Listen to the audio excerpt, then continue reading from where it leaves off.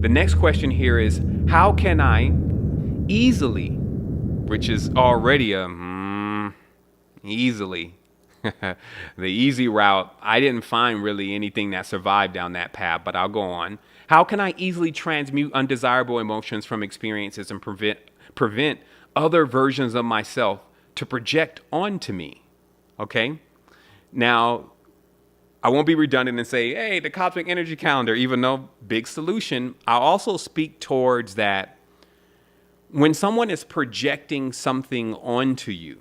Okay, like, so let's say, for instance, if you're just in an office building, we won't say in a direct engagement, but in an office building and you work there and you get in there and you start hearing chatter in your mind or start feeling a way that you know is not really connected to your personal feelings and how you felt even that morning. So you know empathically, because as we're increasing more, becoming aware more, we're becoming more empathic. So that means we're picking up on others' emotions and the subtle energies that are going through the environment, right?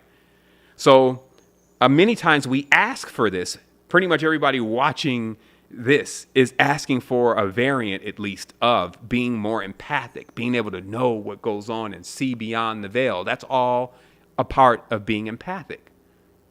But then there's an immediate complaint. Once that empathic ability unlocks, whether it's through a cleanse or a fast and a meditation, and one starts to actually gain that ability, there's a complaint. Oh man, it's too much.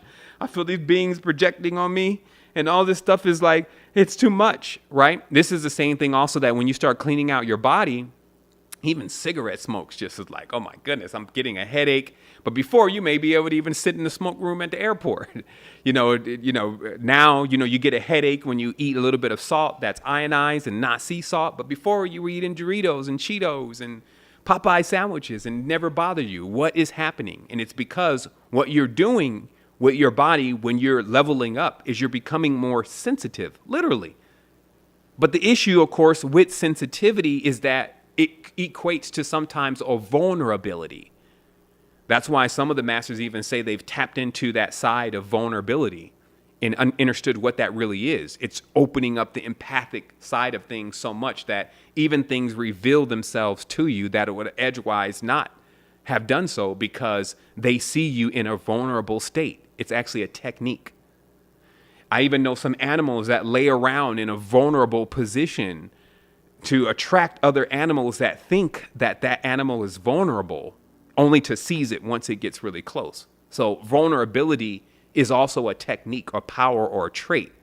But of course, if you can't shut it off, or if you can't use it and then learn how to tune it off, it's almost like, let's say, Superman in one of the movies. He's got all these different senses. He can hear, he can see, he can all this kind of stuff. But when getting on Earth, just overwhelmed. All the five senses are overwhelmed. The train sounds and all the perfumes and the cigars and the hot dogs and all this stuff is all floating through the air at one time and is overwhelmed. So the first thing the Superman has to learn is how to actually turn those powers down and only use them when necessary. So always remember that while you're going into these cleanses and all these different things, make sure that you have your tool set configured properly to where you can actually turn down your empathy if necessary. This is why even the malefic numbers, which they're what they call malefic planets. This means like they're instead of the yin, they're the yang. And many see the negative side of things as actually being non-useful and things they want to get rid of, something they want to get rid of. But actually, those are the forces that allow you, just like acid and alkaline. If something is too alkaline, I'm too sensitive, I'm reading everything and I'm picking up on too much. Well, pour some acid on it. And acid are the things that you can do in your everyday life that actually dial back your frequency. I know that sounds crazy because, people are just polarized on this. Raise my frequency, raise my alkaline. I want my alkaline on 20. You'll be in there dead with your teeth disintegrated with high alkaline for too long. Like your stomach acids and all that kind of stuff will just be depleted. You won't be able to digest food. Your bones will become soft. All this is a response to high alkaline. You're looking to be balanced. So always remember this. This is chemistry. This is mathematics. And because of that, it's all about maintaining balance. and staying away from the extremes, except for when needing to use that. Like if somebody just drops out in front of you as in sick, now you need to go to the extreme of the yin pole to pull energy to heal that person. But to stay on the extreme yin pole in every day of life, you're going to be crying. You're going to feel vulnerable. You're going to feel like nobody loves you. Nobody's paying attention to what's going on. Nobody cares about Earth. You're going to feel all of that. So you also need that yang component. Go out and have some fun with your friends. Go watch a damn movie. Tune it down a little bit. Remember, what the Magus is doing is aware of all of this. So it's not like the action like, oh, yeah, I want to go and party. It may be I need to go and party to tune down some of this high vibration because I don't actually need to be in that stage right now. And I know that that's crazy to say. I know some people are thinking like, what does that, how? And it's true. It's really about balance here. It's not about high vibration or low vibration. It's about balance and being able to access those poles when necessary. So I'll keep going with this. So just remember, how you transmute those frequencies is, of course, using the correspondences to how to nullify those frequencies. And then also remembering the environment. Do the math already before you go in there. I know I'm going into the office.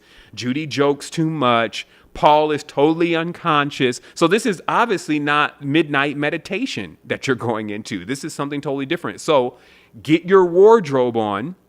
That's why there's war in front of it, because now there's going to be a conflict of frequencies when you go into spaces and you wear these accoutrements. You know, have some lavender in your pocket, have the stone on your finger, right? Have the things that are needed to actually balance out the energies that you're about to go into. That's the adept. The adept knows what's going to go in there and doesn't imagine that, oh, my frequency is so high, it's just going to change everything around me. But that would change the entire workspace, and that would probably, your job would be gone, and all of that would be gone. So it's just, instead of trying to change all the time things that you can't change, work with the things that you actually can, and also get with the powerful forces that have the ability to do that. And that's why nature is so powerful. That's why you see, like, even a simple smell can spread through the entire office. And sometimes even only the sensitive people can even smell it. You see what I mean? So there's ways to reprogram and do things that don't actually require you to just directly get into a conflict with somebody and to start telling them what you know and all of that. Okay?